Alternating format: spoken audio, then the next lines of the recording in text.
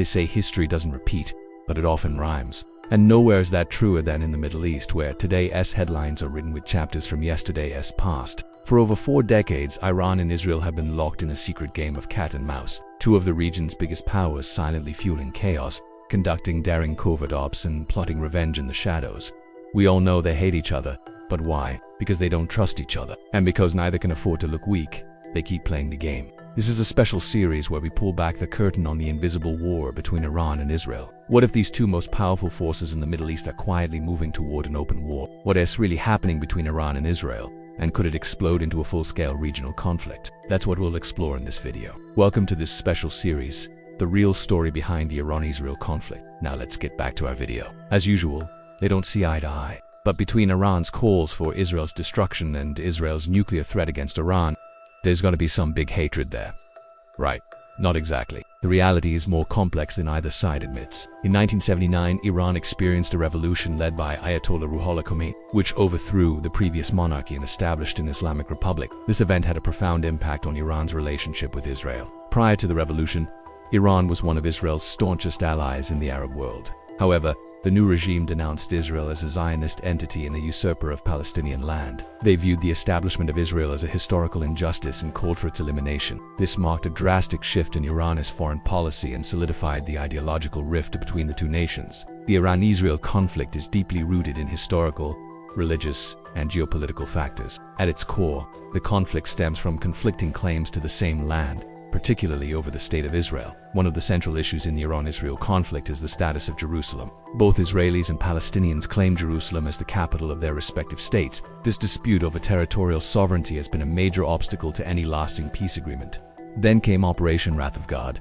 After Israel's victory in the Yom Kippur War, they captured some strategic territories. Iran saw this as an opportunity to advance its interests in the region and took various measures to support its allies and proxies, such as Hezbollah and Hamas. This support included providing financial aid, weapons, and training. During this time, Iran also provided sanctuary to many Palestinians, particularly those associated with the PLO, allowing them to operate from Iranian territory. But this period was marked by continued hostility and tension between Iran and Israel. Israel carried out covert operations within Iran, targeting Iranian officials and Jewish dissidents. Additionally, both nations engaged in propaganda campaigns and acts of psychological warfare, further escalating the conflict. In the late 1980s and early 1990s, Iran's support for Hezbollah became more pronounced, arming the group with advanced weaponry and providing training. This support aimed to counter Israel's perceived threat in southern Lebanon, where Israel had previously intervened. During this time, the Iran-Israel conflict remained largely confined to the battleground of Lebanon. Then came the assassination attempts and targeted killings. In the mid-1990s, several Iranian scientists and dissidents were assassinated on European soil, leading to accusations and counter-accusations between Iran and Israel. These assassinations heightened tensions and raised concerns about the safety of diplomats and scientists. And then the Mossad strike on Saddam Hussein's nuclear facilities in 1981 destroyed most of Iraq's nuclear infrastructure. And the 2005 assassination of former Hamas Prime Minister Mahmoud al-Mabhouh in Dubai shocked the world.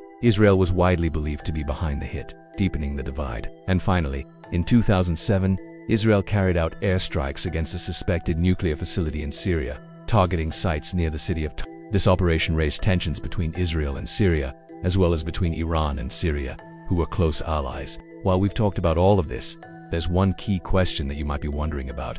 Why does Iran even hate Israel so much? Well, Iran sees Israel as an American agent, trying to take advantage of Western influence in the Middle East. The rise of political Islam in Iran after the revolution challenged the existing power structure in the region, which was heavily influenced by the United States and its allies. Iran's support for groups like Hezbollah and Hamas was seen as a way to resist American influence and maintain control over its neighbors. Iran also viewed the existence of Israel as a threat to the security and stability of the region. The Iranian government accused Israel of collaborating with the United States and other Western powers to suppress Iranian influence and contain its revolutionary activities. Tensions escalated further in 2006 when Israel went to war with Hezbollah in Lebanon, resulting in a month-long conflict that raised fears of a wider regional war. Then, of course, there's the nuclear threat. Today, Iran insists its nuclear program is peaceful, but Israel believes otherwise. In 2018, Israel revealed secret Iranian nuclear archives, claiming that Iran had lied to the world about the scope of its program. This revelation fueled suspicions and raised concerns about Iran's intentions regarding nuclear weapons.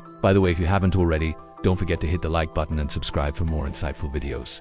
Now let's continue. The possibility of Iran acquiring nuclear weapons poses a significant concern for Israel. The Israeli government views such weapons in Iranian hands as an existential threat to the state of Israel. The belief that Israel would consider military action to prevent Iran from acquiring nuclear weapons highlights the potential for conflict between the two nations. The constant state of animosity has resulted in continuous cycles of violence. Both sides have engaged in acts of retaliation and revenge, perpetuating a climate of fear and mistrust. The absence of a lasting peace agreement or meaningful efforts towards reconciliation has contributed to the persistence of hostilities. So now that you understand their history, let's take a look at their actions. From an outside perspective, the current level of hostilities between Iran and Israel seems high. There have been numerous attacks and counterattacks carried out by both sides. Israel has conducted airstrikes against Iranian and Hezbollah targets in Syria, while Iran has supported attacks against Israeli and Jewish interests in various regions. However, it is important to acknowledge that the conflict between Iran and Israel has historically been characterized by periods of intense violence followed by moments of relative calm. There are times when the conflict has escalated and there are times when it has subsided. The current situation could be seen as a temporary flare-up within this broader context. It is worth noting that international efforts and diplomatic initiatives have been undertaken to de-escalate tensions and seek peaceful solutions to the conflict.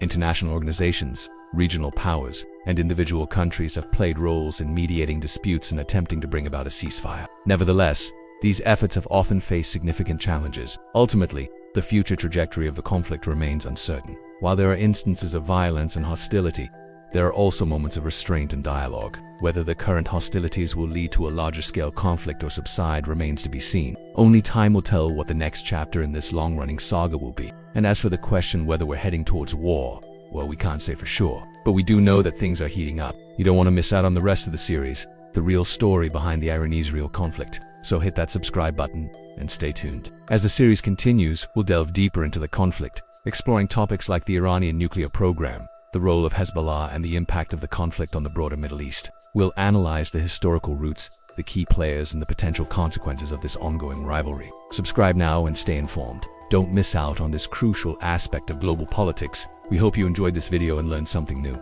If you did, don't forget to leave us a comment below. Your feedback is very important to us and helps us make better videos for you. Thanks for watching.